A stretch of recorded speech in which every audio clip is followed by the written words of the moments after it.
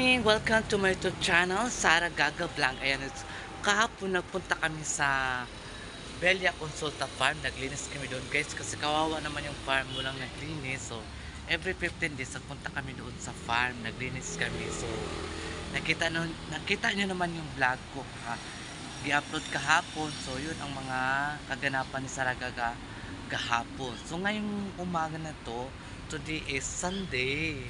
Kailangan natin magsimba, kaya lang hindi ako nakapagsimba. So nag-pray nila ako sa sarili kong free na wala akong makikita na ikakasama ko sa paningin ko. Ayan.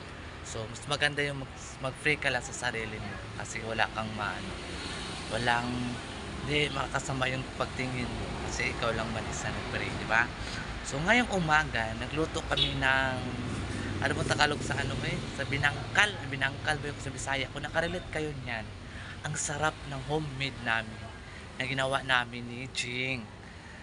Si Mrs. Indog pala na siya ngayon kasi napag-asawa na yung kasama namin dito na si Jomar Indog. Ayan, kasama ko siya, nagluto siya, nag-bake, tapos ako lang nagluto kasi tinulungan ko lang siya guys. So ayan mga kaganapan ni Sara Gaga ngayon. Tapos papakita ko po sa inyo kung ayan guys. A few moments later. So ayan guys, mga ka-Sara Gaga Vlog, ang mga kaganapan ngayong Sunday ay nagluto ako ng binangkal. Ayan guys, ako na lang siyang tinanggal dyan kasi naluto na siya. Tapos papalitan ko na naman siya maglagay na naman ako ng bagong binangkal para magluto na naman ulit ako ng binangkal. Kaming dalawa po ni ni Mrs. Indog, ni Jing Endog. Mrs. Jing Endog ang nag niyan guys. Sa process, tinulungan ko lang siya na mag-asikaso. So ayan ayan, ilalagay ko yan dyan sa kawali na may mantika. Ayan, nagkulog-kulog siya guys. Ang sarap kaya yan guys kasi pag naluto na yan, pag nalaman mo naluto na yan siya, magbiyak-biyak yan, parang parang basta nagbiyak-biyak yan. Sarap talagang makatikim ka sa luto namin dito guys. Ang sarap ng namin merienda. So ayan, nilagay na ni Sara Gaga Vlog ang ating binangkal sa kawali, and then abangan lang natin ang ilang minuto bago natin siya balik-baliktarin o ukay-ukayon. Ayan A few moments later. guys, ang mga guys, ang finally naluto kanina, and then mayroon pang nilagay ko kanina. Ayan, sukay ko na guys. Ayan, nagbiyak-biyak na talaga siya. Parang, naku, napakasarap naman yan, pamigay naman Sara Gaga Vlog. So, very yummy talaga siya, in fairness. Oh my God. Ang yummy talaga ng mga niluto ni Sara Gaga guys. Ayan, yan po ang namin guys. Merienda ngayong Sunday. Umambon na. Parang umuulan na yata ito Kaya ang lamig, magkain tayo ng binangkal. Char lang. So, di ba ang sarap-sarap tingnan. Di ba? Ayan. Tingnan niyo guys kung paano. Ayan, malapit na po siya maluto guys. Tingnan nyo lang ang binangkal kong nilagay ko dyan sa kawali. Nagkulo-kulo na. Tapos kung mag-brown na yan siya, ay maluto na rin yan. Antayin lang po natin guys. Abang-abangan lang po natin guys ang pagluluto ang ating binangkal. Ayan, diba? Super ganda talaga. Ayan na po ang naluto kanina, di ba? Super big. Ayan na po. Ayan po yung isa. Ilalagay ko pa yan dyan sa kawali. And then maluto na siya. Tanggalin na naman natin. And then tapos na. Wala na kaming gagawin. And then magkain na kami. So ayan guys. Sukay na naman ulit ni Sara Gaga Vlog para magpantay-pantay talaga ang luto niya para yung iba talaga malutong. Masarap kasi yung malutong pagkaluto ng binangkal guys. Parang crunchy talaga, kainin mo siya yung niya. Yung nasa labas. Pag nasa loob. A few moments later. guys, pagkatapos kong magluto ng binangkal, agay back to normal na naman tayo guys sa mga ginagawa natin. Ayan, naglaba po ako sa mga damit ni Madam Tucci at saka damit ni Sir Joel. Hindi ko po kasi ginawashing yung mga damit ni Madam kasi basta ayaw ko lang i-washing yun. Gusto kong hand wash ko talaga yan. Ang mga damit nila guys para perfect talaga. Kasi yung pag-iwasin mo siya guys, hindi masyado matanggal yung amoy. Mas maganda yung hand wash mo talaga siya para perfect ang mo paglalaba, 'di ba? Ayan naman ang mga kaganapan sa buhay ni Sara Gaga. Alam niyo naman kung ano trabaho ng isang kasambahay na katulad ko. Kailangan lang natin gawin natin ang dapat natin gawin para hindi tayo para para good tayo sa amo natin guys. Ayan lang man talaga. Kailangan gawin natin ang mga trabaho natin. Hindi pagkatapos pwede na tayo mag-text pagkatapos na mga ginagawa natin. Kasi wala naman tayong gagawin na yan. Separate ko yung mga white at saka iba yung mga pantalon, t-shirt, iba yung mga towel. Ayan. Ilagay ko yung mga white dyan sa kabila, saka ko kusutin. And then yung mga decolor ni Madam ay separate ko rin yan kasi pag ihalo-halo mo yan sa white, ang white guys hindi na may sobra, naging colorful na rin ang white, wala ka na makikitang kalinisan kundi puro na dilim paningin mo kasi hinalo-halo mo na kasi yung decolor sa puti, kaya wala ka, parang hindi ka satisfied sa mga ginagawa mo guys. Ayan, nilalagay ko muna yung mga decolor dyan sa white kasi babanlawan ko, saka ko siya i-separate yan ha, hindi ko ihalo yan ha, baka sabihin nyo naman ihalo ko yan, charot, sarot lang guys ha. Ayan, mga kasaragaga ay nag-start muna ako, babanlawan ko muna yung mga damit bago ko po lagyan ng sabon at bago ko po kusutin. Kailangan man talaga banlawan yan, di ba? Para mawala yung unang niya, amoy. O, di ba? Bago natin sa lagyan ng sabon, pag pangalawa na siya. Tapos, white lahat ang sabunan mo. Kasi yung sabon ko, guys, is Ariel. Ariel talaga yung ginagamit ko kay Madam Tucci at saka kay Sir Joel. At saka yung sa anak niya na si Dooms, at saka sa apo niya, mga Ariel talaga yung ginagamit namin guys. Kasi ang Ariel guys, para po yan sa puti, tapos ang bango ng mga nilabahan mo. Ayan.